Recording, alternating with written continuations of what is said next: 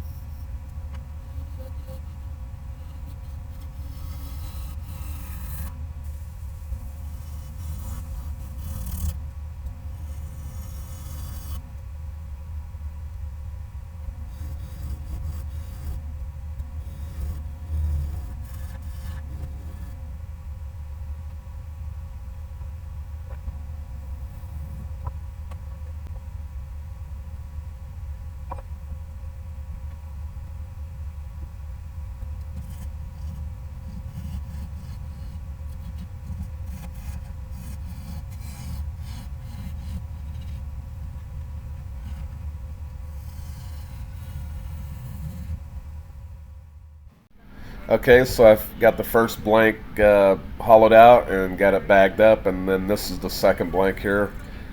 This one here is going to have the pith towards the bottom of the bowl. So what you'll notice is this is flat. I did split this branch in half. I didn't explain that in the beginning, but this was a whole branch, and I just split it in half so that the grain would pretty much match, so you could see the difference. You're not going to get a really deep bowl when you turn in half of a branch, just because of the way that the shape of the top will be, but you can get some interesting effects. I also am not going to be able to keep the bark on this one. I thought that I would, but towards the end of the turning it fell off. So what I did was I took the bark off of it and just left the natural edge so that you can see the shape of it, and I'm going to burn it and give it a little enhancement that way.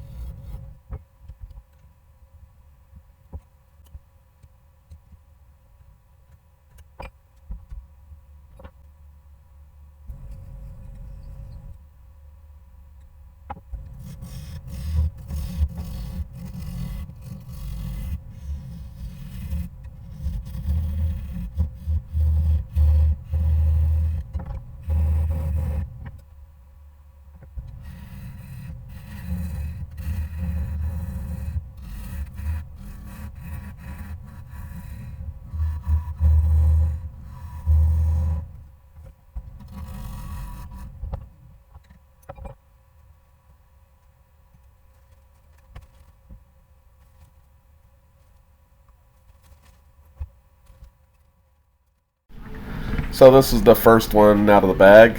I'm gonna jam chuck it here. Just use my chuck as the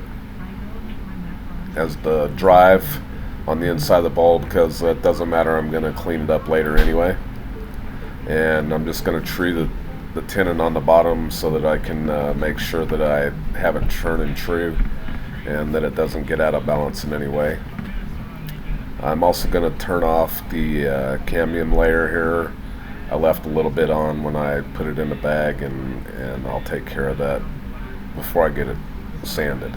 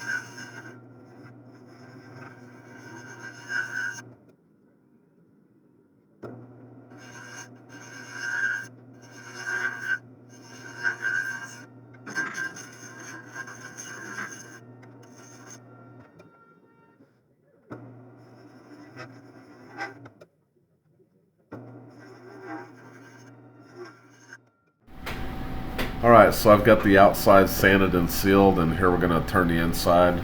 This bowl ended up about 5 inches across. It's not very big, and about 2.5 inches tall, and the sides are about 3/16 of an inch thick. And like I said, this is just going to look like your normal bowl. You get a kind of a cross grain pattern or X pattern in the bottom of it, and I'll show you that at the end of the video.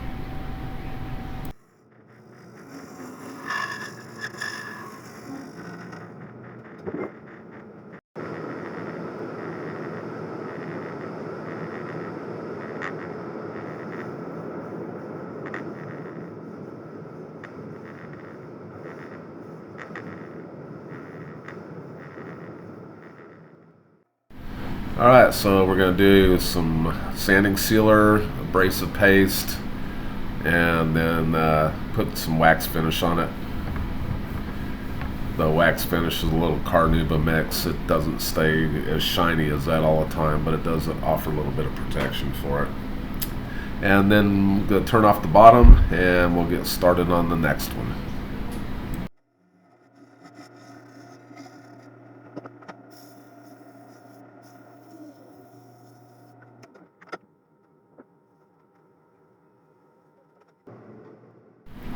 So just like the other bowl, we got this one jammed up against the chuck, and I'm going to true the tenon on the bottom. I'm also going to take off a little bit of the vibration off to the outside.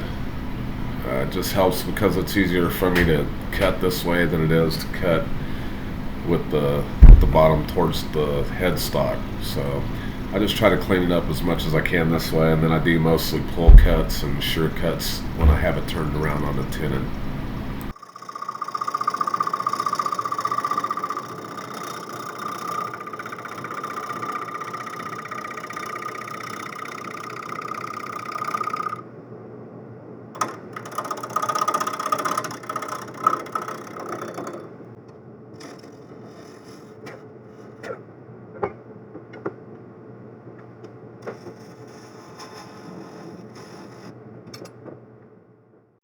So I actually got it pretty smooth when I had it turned the other way. So I'm just going to go ahead and sand it and get the sanding sealer on it, get it buffed up a little bit, and then we'll turn the inside of it. You can see I have a lot of the bark on here right now, but when I turn the inside, it starts peeling off. So like I said, I'm just going to leave a natural edge on it. You'll see how it turns out here in the end.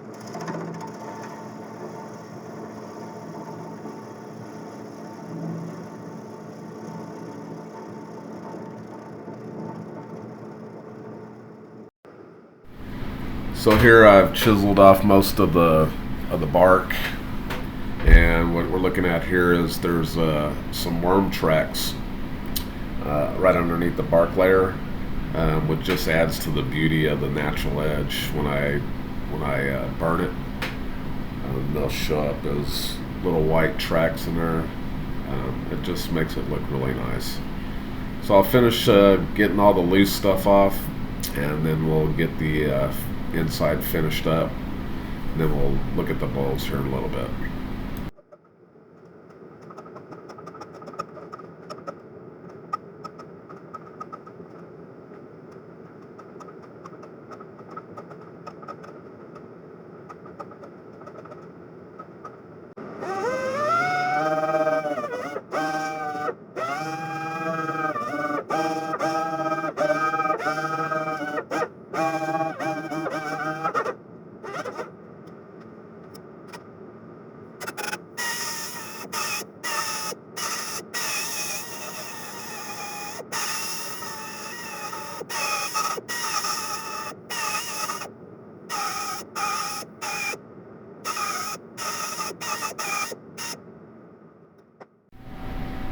Okay, now that I've got all the loose stuff off and everything sanded real well, I'm going to go ahead and put the torch to it and burn it.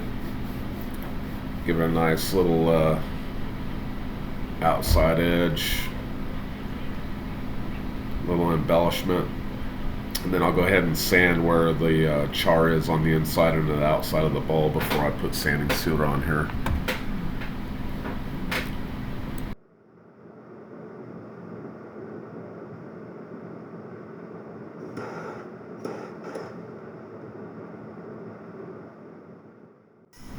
Here I'm going to show a little bit of the finish, and you'll see that I have the lathe stopped. Make sure that you do this every once in a while while you're sanding, especially between grits.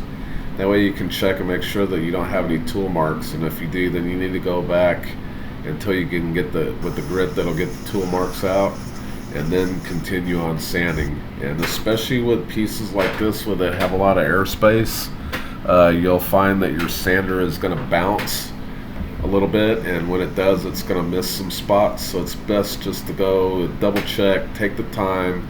You'll have a lot better finish because of it.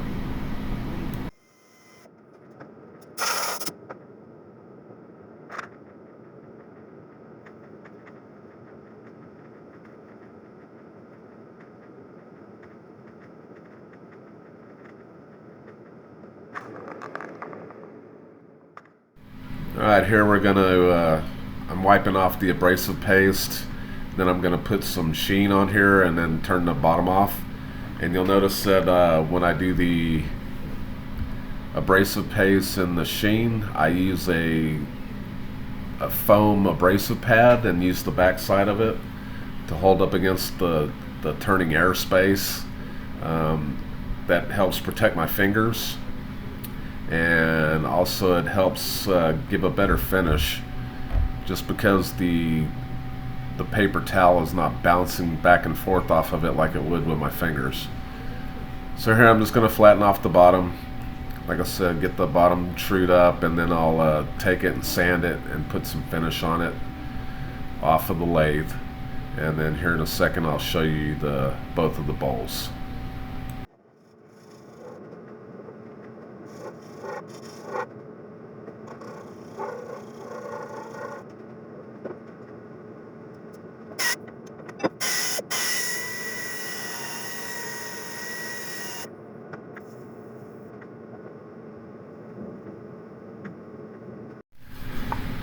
Alright, so let's take a look at what we have here. So here's the first little bowl, and this is the one where the bark side was towards the bottom of the bowl, and this is the pith side, so you get this kind of cross pattern in the middle.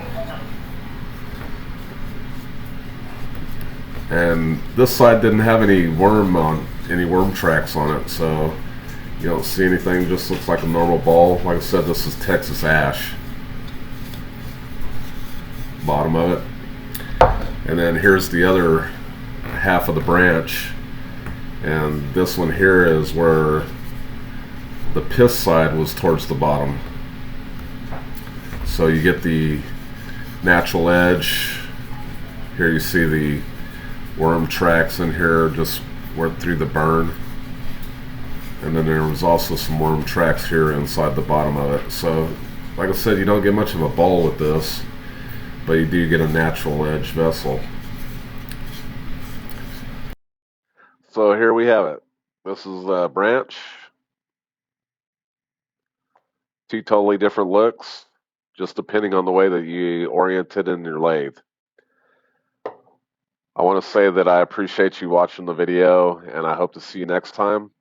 And I would like to say something real quick about the comment section. I know that I sometimes are slow answering comments. I've been on vacation and we're really super busy at work.